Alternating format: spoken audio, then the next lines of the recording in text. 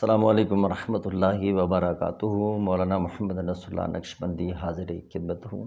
عاملین جو فراڈ کر رہے ہیں یہ تیزی سے آگے بڑھ رہے ہیں۔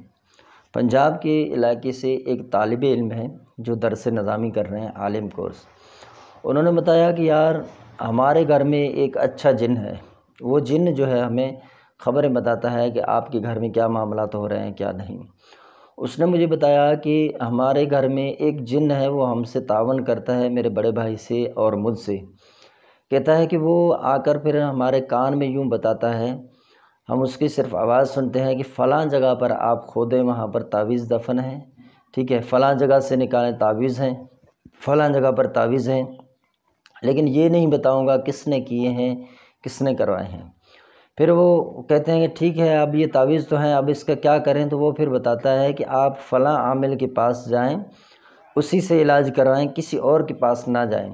کسی اور کے پاس جائیں گے تو آپ کا جو کام ہے وہ نہیں ہوگا، بلا وجہ آپ سے پیسے لے کر لوٹ کر کھا جائیں گے۔ اس طرح یعنی کہ ان کا کہنا ہے۔ تو پھر میں نے ان کو سمجھانے کی بہت کوشش کی، لیکن اس کے اوپر بھوت سوار تھا کہ وہ سمجھتا ہے نہیں، میرے ساتھ ایک جن ہے، وہ مددگار ہے، وہ میری خدمت میں مشغول ہے۔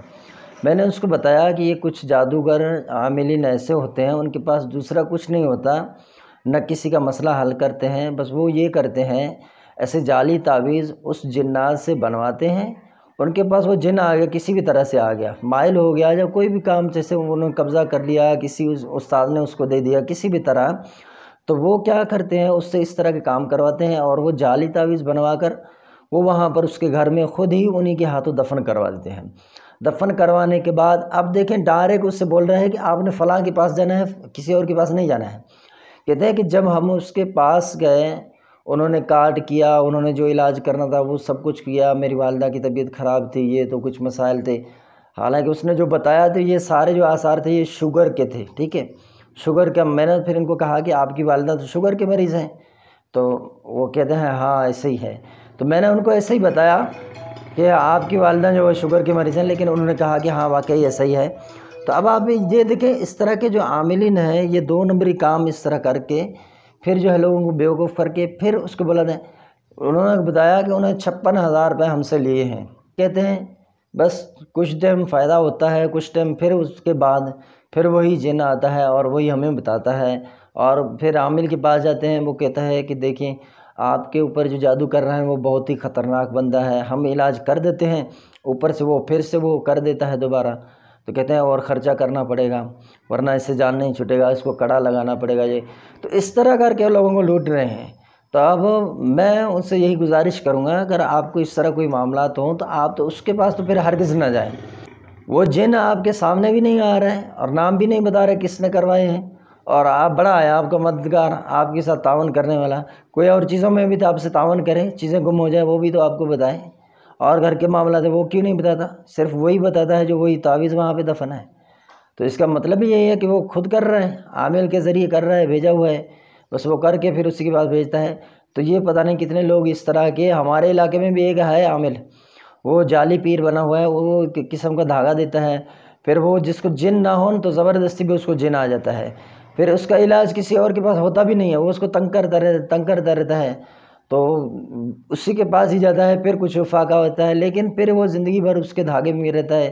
مہینے 2 مہینے بعد پھر آپ اس سے دھاگا لیتے رہو، فیس جمع کرواتے رہو، اللہ اللہ خیر صلاح، تو اس پیر صاحب کا جو کام ہے اس طرح چل رہا ہوتا ہے۔ تو بہت سارے لوگوں کو ہم سمجھاتے ہیں لیکن لوگ سمجھتے نہیں ہیں۔ تو یہ آج کے جو عاملین ہیں وہ یہی کام کر رہے ہوتے ہیں۔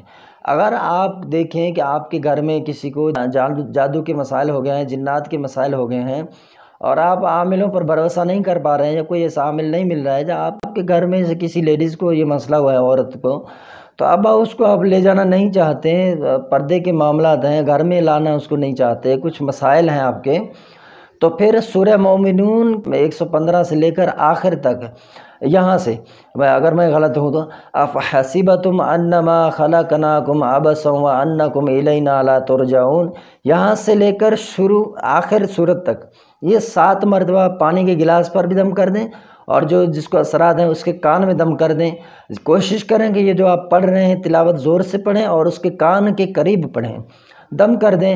یہ احادیث سے بھی ثابت ہے، میں آپ کو صحیح بتا رہا ہوں۔ میں جنات پر دم کرتا ہوں، جب اس کو دیکھتا ہوں وہ سدھرتا نہیں ہے، زور لگاتا ہے نا، تو پھر میں یہی کرتا ہوں کہ اس کو جو ہے یہی آیات پڑھ کے کان میں دم کر دیتا ہوں، پانی پہ دم کر کے کچھ چھینٹے مارتا ہوں، کچھ پانی پلا دیتا ہوں، تو وہ اللہ کی فضل سے 2 منٹ کے اندر صحیح ہو جاتا ہے۔ تو یہ ہے آپ کے لیے، آج میں نے یہ عمل دے دیا ہے تاکہ آپ اس سے افادہ کریں اور اس طرح کے جعلی جو عاملین ہیں ان سے بچیں۔